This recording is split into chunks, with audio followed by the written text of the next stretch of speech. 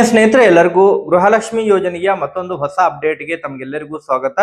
ಈ ಒಂದು ವಿಡಿಯೋದಲ್ಲಿ ಬಹಳ ಪ್ರಮುಖವಾಗಿ ಯಾರಿಗೆಲ್ಲ ಇನ್ನೂ ಕೂಡ ಗೃಹಲಕ್ಷ್ಮಿ ಯೋಜನೆಯ ಹಣ ಜಮಾ ಆಗಿಲ್ಲ ಸ್ನೇಹಿತರೆ. ಹೌದು ಸ್ನೇಹಿತರೆ, ಈಗಾಗಲೇ ವರಮಹಾಲಕ್ಷ್ಮಿ ಹಬ್ಬದ ಪ್ರಯುಕ್ತವಾಗಿ ಗೃಹಲಕ್ಷ್ಮಿ ಯೋಜನೆಯ ಹಣವನ್ನ ಮಹಿಳಾ ಮತ್ತು ಮಕ್ಕಳ ಕಲ್ಯಾಣ ಇಲಾಖೆ ವತಿಯಿಂದ ಆಯಾ ಒಂದು ತಾಲೂಕು ಪಂಚಾಯಿತಿ ಹಂತದಿಂದ ಸಿಡಿಪಿಒ ಕಚೇರಿಗಳ ಮೂಲಕ ಹಣವನ್ನ ಮಹಿಳೆಯರ ಖಾತೆಗಳಿಗೆ ವರ್ಗಾವಣೆಯನ್ನ ಮಾಡಲಿಕ್ಕೆ ಕಳೆದ ಆಗಸ್ಟ್ 8ನೇ ತಾರೀಕಿನಿಂದನೇ ಶುರು ಮಾಡಿದ್ದಾರೆ ಸ್ನೇಹಿತರೆ. ಆದರೆ ನಿಧಾನಗತಿಯಲ್ಲಿರುವಂತಹ ಕಾರಣಕ್ಕಾಗಿ ಇನ್ನೂ ಕೂಡ ರಾಜ್ಯದ ಬಹಳಷ್ಟು ಫಲಾನುಭವಿಗಳ ಖಾತೆಗಳಿಗೆ ಹಣ ಜಮಾ ಆಗಬೇಕಾಗಿದೆ ಸ್ನೇಹಿತರೆ.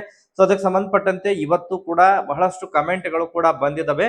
ಯಾವೆಲ್ಲ ಜಿಲ್ಲೆಗಳಿಗೆ ಇವತ್ತು ಮತ್ತು ಇದೀಗ ಗೃಹಲಕ್ಷ್ಮಿ ಯೋಜನೆಯ ಹಣ ಜಮಾ ಆಗಿದೆ ಅದರ ಬಗ್ಗೆನೂ ಕೂಡ ತಮಗೆ ಮಾಹಿತಿಯನ್ನ ತಿಳಿಸ್ತಾ ಹೋಗ್ತೀನಿ ಸ್ನೇಹಿತರೆ. ಅದ್ರ ಜೊತೆಗೆ ಈಗಾಗಲೇ ಗೃಹಲಕ್ಷ್ಮಿ ಯೋಜನೆಯ ಹಣ ಜಮಾ ಆಗದೆ ಇರುವಂತಹ ಫಲಾನುಭವಿಗಳಿಗೆ ಇನ್ನೂ ಕೂಡ ಎಷ್ಟು ದಿನಗಳ ಕಾಲ ತಾವು ವೇಟ್ ಮಾಡಬೇಕಾಗುತ್ತೆ ಅದ್ರ ಬಗ್ಗೆನೂ ಕೂಡ ತಮಗೆ ನಿಖರವಾದಂತಹ ಇನ್ಫಾರ್ಮೇಶನ್ ಅನ್ನ ತಿಳಿಸುವಂತಹ ಪ್ರಯತ್ನವನ್ನ ಈ ಒಂದು ವಿಡಿಯೋದ ಮೂಲಕ ಮಾಡ್ತಾ ಹೋಗ್ತೀನಿ ಸ್ನೇಹಿತರೆ.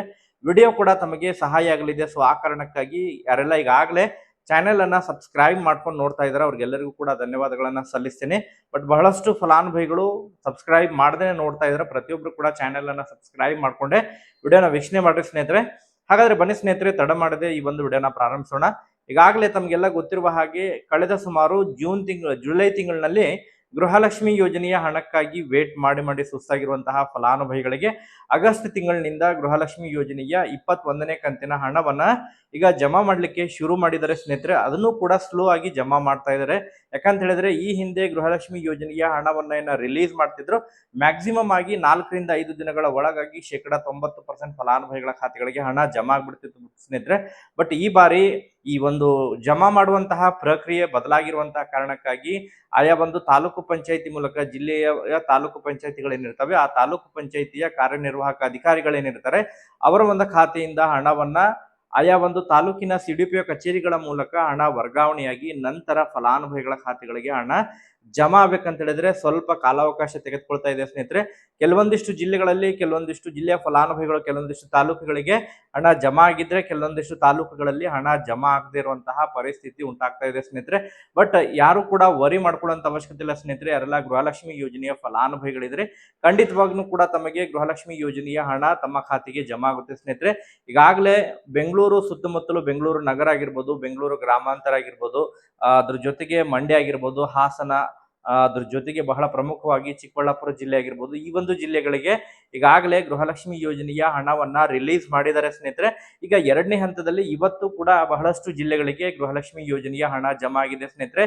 ಇವತ್ತು ಬೆಳಗಾವಿ ಜಿಲ್ಲೆಯ ಫಲಾನುಭವಿಗಳು ಕೂಡ ಕಮೆಂಟ್ ಗಳನ್ನ ಮಾಡೋದ್ರ ಮೂಲಕ ಮಾಹಿತಿನ ಒದಗಿಸಿಕೊಟ್ಟಿದ್ದಾರೆ. ಕಾರವಾರ ಜಿಲ್ಲೆ ಆಗಿರ್ಬೋದು, ಉಡುಪಿ ಜಿಲ್ಲೆಯ ಫಲಾನುಭವಿಗಳು, ಅದರ ಜೊತೆಗೆ ಹುಬ್ಬಳ್ಳಿ, ಧಾರವಾಡ ಮತ್ತು ಗದಗ ಜಿಲ್ಲೆಯ ಫಲಾನುಭವಿಗಳು ಕೂಡ ಕಮೆಂಟ್ ಗಳನ್ನ ಮಾಡೋದ್ರ ಮೂಲಕ ಮಾಹಿತಿಯನ್ನ ತಿಳಿಸ್ಕೊಟ್ಟಿದ್ದಾರೆ ಸ್ನೇಹಿತರೆ.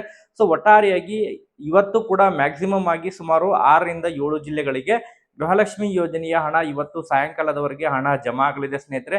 ಯಾರಿಗೆಲ್ಲ ಇನ್ನೂ ಕೂಡ ಗೃಹಲಕ್ಷ್ಮಿ ಯೋಜನೆಯ ಹಣ ಜಮಾ ಆಗಿಲ್ಲ ಮ್ಯಾಕ್ಸಿಮಮ್ ಆಗಿ ಈ ಒಂದು ವಾರ ತಾವು ವೇಟ್ ಮಾಡ್ಬೇಕಾಗುತ್ತೆ ಸ್ನೇಹಿತರೆ. ಯಾಕಂತ ಹೇಳಿದ್ರೆ ಜಿಲ್ಲೆಯ ಪ್ರತಿಯೊಂದು ತಾಲೂಕು ಮೂಲಕ ಪ್ರತ್ಯೇಕವಾಗಿ ಹಣ ವರ್ಗಾವಣೆ ಆಗ್ತಾ ಇರುವಂತಹ ಕಾರಣಕ್ಕಾಗಿ ಆಯಾ ಒಂದು ಸಿಡಿಪಿಒ ಕಚೇರಿಗಳ ಮೂಲಕ ಹಣ ಜಮಾ ಆಗ್ತಾ ಇರುವಂತಹ ಕಾರಣಕ್ಕಾಗಿ ಹಂತವಾಗಿ ರಾಜ್ಯದ ನೋಂದಣಿಯನ್ನ ಮಾಡ್ಕೊಂಡಿರುವಂತಹ ಎಲ್ಲ ಅರ್ಹ ಫಲಾನುಭವಿಗಳ ಖಾತೆಗಳಿಗೆ ಹಣ ಜಮಾ ಆಗ್ಬೇಕಂತ ಹೇಳಿದ್ರೆ ಸ್ವಲ್ಪ ಕಾಲಾವಕಾಶ ತೆಗೆದುಕೊಳ್ಳುತ್ತೆ ಸ್ನೇಹಿತರೆ. ಮ್ಯಾಕ್ಸಿಮಮ್ ಆಗಿ ತಮಗೆ ಆಗಸ್ಟ್ 15ನೇ ತಾರೀಕಿನ ಒಳಗಾಗಿ ಎಲ್ಲರ ಖಾತೆಗಳಿಗೆ ಹಣ ಜಮಾ ಆಗುವಂತಹ ನಿರೀಕ್ಷೆ ಇದೆ ಸ್ನೇಹಿತರೆ. ಅದರ ಜೊತೆಗೆ ಬಹಳ ಪ್ರಮುಖವಾಗಿ ಈ ಗೃಹಲಕ್ಷ್ಮಿ ಯೋಜನೆಯ 22ನೇ ಕಂತಿನ ಹಣಕ್ಕಾಗಿ ಕೂಡ ಫಲಾನುಭವಿಗಳು ವೇಟ್ ಮಾಡ್ತಾ ಇದ್ದಾರೆ. ಸೊ 22ನೇ ಕಂತಿನ ಹಣ ಬಿಡುಗಡೆಗೆ ಸಂಬಂಧಪಟ್ಟಂತೆ ಕೂಡ ಕೆಲವೊಂದಿಷ್ಟು ಬಿಗ್ ಅಪ್ಡೇಟ್ಗಳು ಕೂಡ ಲಭ್ಯವಾಗ್ತಾ ಇದಾವೆ ಸ್ನೇಹಿತರೆ. ಯಾಕಂತ ಹೇಳಿದ್ರೆ ಕಳೆದ ವರ್ಷ ಏನು ಗೃಹಲಕ್ಷ್ಮಿ ಯೋಜನೆಯ ಹಣವನ್ನ ಯಾವ ರೀತಿ ಹಬ್ಬಗಳು ಬಂದಂತಹ ಸಂದರ್ಭದಲ್ಲಿ ಮಹಿಳೆಯರ ಖಾತೆಗಳಿಗೆ ಜಮಾ ಮಾಡ್ತಾ ಬರ್ತಾ ಇದ್ರು.